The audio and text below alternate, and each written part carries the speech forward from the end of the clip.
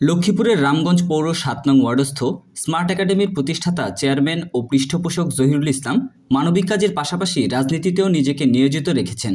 রামগঞ্জের কৃতি সন্তান, স্মার্ট একাডেমির প্রতিষ্ঠাতা চেয়ারম্যান, স্মার্ট ফাউন্ডেশনের সেক্রেটারি জেনারেল, স্মার্ট টেকনোলজিস বিডির ব্যবস্থাপনা পরিচালক ও বিশিষ্ট শিল্পপতি মোহাম্মদ জহিরুল ইসলাম, যিনি করোনাকালীন সময় থেকে বন্যাসহ দেশের সকল প্রাকৃতিক দুর্যোগ ঘন মুহূর্তে অনন্য সাধারণ ভূমিকা রেখে বরাবর আলোচনায় রয়েছেন।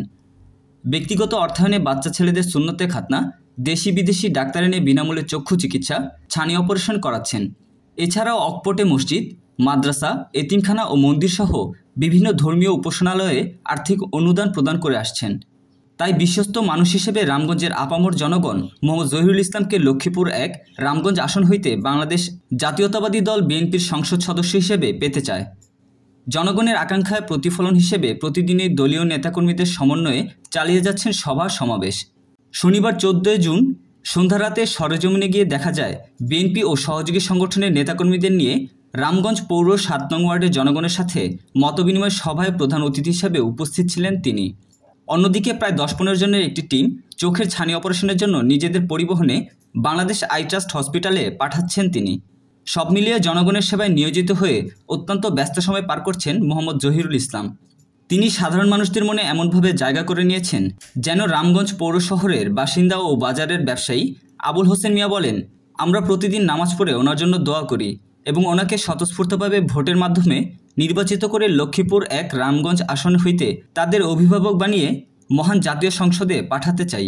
চোখের ছানি অপারেশন করাতে আসা ৭০ বয়সী বৃদ্ধা আসিয়া খাতুন বলেন, দুনিয়াতে আমার আপন বলতে কেউ নেই।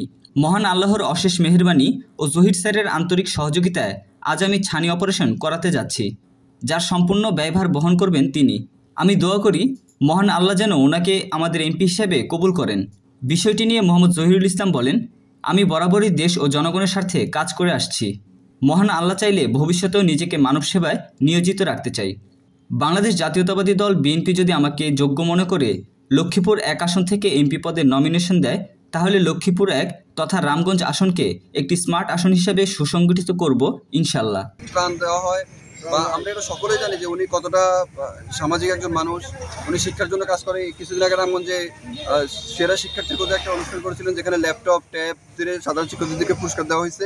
এই বন্যাকালীন সময় আমরা সোয়ার্ডের পক্ষ থেকে এখানে কাজ করছি। প্রায় ৪,০০০ মানুষকে উনি ত্রাণ পৌঁছায় দিয়েছেন, যে রামগঞ্জের আনাচে কাজের প্রত্যেকটা গ্রামে ওনার ত্রাণ পৌঁছাইছে এবং ইফতারে সব কাজেই উনি সবার আগে এগিয়ে আসেন। ইনশাআল্লাহ ওনার ভালো কিছু চাই। আপনি কি চোখের সমস্যা? এখন আল্লাহ নিলে সানি অপারেশন হইব কেন? হ্যাঁ, আসসালামু আলাইকুম।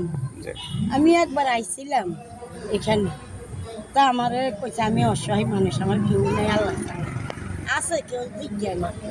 তো আমার এখানে দিছে, ঠিকানা দিছে, চশমা দিছে, ওই ডব দিছে।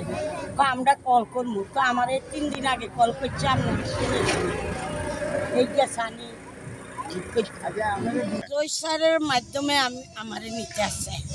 এখানে একবার আমার একটা করা হয়েছে, এখন বাকিটা করার জন্য আজকে রওনা দিছি। এটা স্মার্ট কমিটি সেন্টার থেকে জহির স্যারের আন্ডারে এটা করতেছি, ফ্রি করাইতেছে, যে একটা পয়সা লাগে না।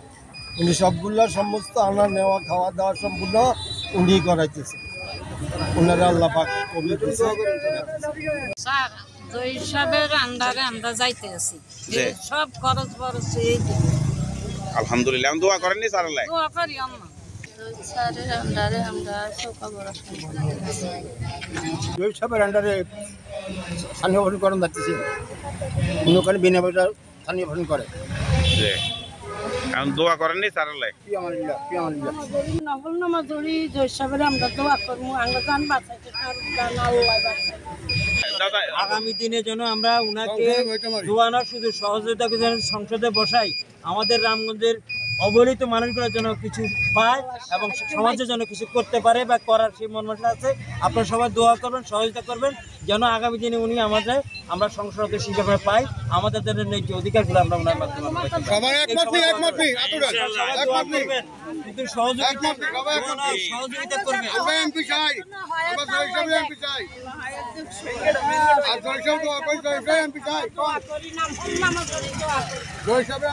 পাশাপাশি সহযোগিতা করবেন যেন উনি আগামী দিনে আমাদের কর্ণধার হইতে পারে, আমাদের এই রামগঞ্জ উপজেলা যেন এই গরিবের সাহায্য সেই বিয়া করছে, তার সাহায্য আল্লাহ করবে, তার শক্তি আল্লাহ দিব।